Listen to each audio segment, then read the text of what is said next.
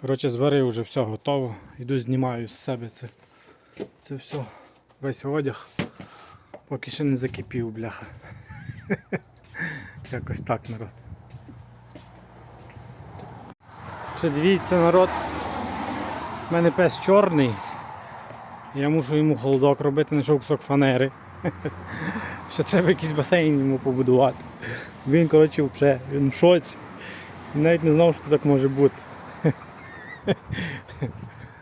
35 градусів. Зараз іду, напевно, йому Зараз іду, напевно, що йому знайду десь якусь таку пластмасову велику ваненку і води наберу, може буде таляпатись.